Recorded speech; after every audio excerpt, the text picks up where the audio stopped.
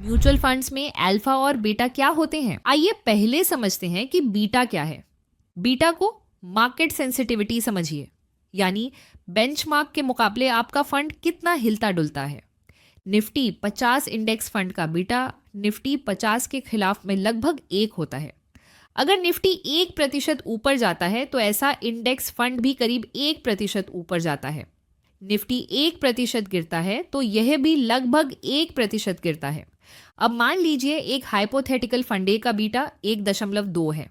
Nifty 10% बढ़ा तो fund ए औसतन करीब 12% हिल सकता है।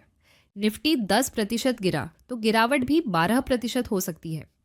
बीटा दिशा नहीं बताता, सिर्फ ये बताता है कि मार्केट के मुकाबले आपका फंड कितना संवेदनशील है।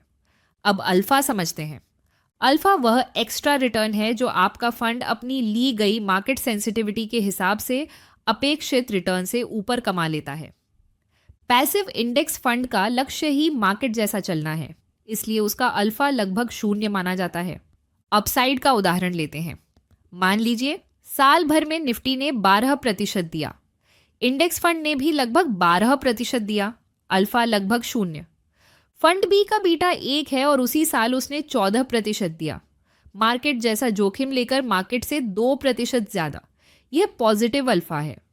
अब फंड सी का बीटा 1.2 है और उसने 14% दिया, बीटा 1.2 पर साधारण अपेक्षा होती 14.4% के आसपास। ऐसे में 14% दिखने में अच्छा है पर अपेक्षित से कम है। अल्फा हल्का नेगेटिव भी निकल सकता है। सीख यही है, इंडेक्स से ज्यादा रिटर्न अपने आप में अल्फा नहीं, लिए गए बीटा के हिसाब से अतिरिक्त रिटर्न ही सच्चा अल्फा है।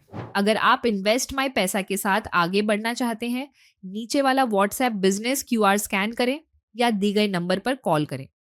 एक शॉर्ट कॉल या मैसेज में हम आपकी रिस्क प्रोफाइल समझेंगे, सूटेबल फंड्स रेकमेंड करेंगे और सेटअप पूरी तरह हैसल फ्री करेंगे।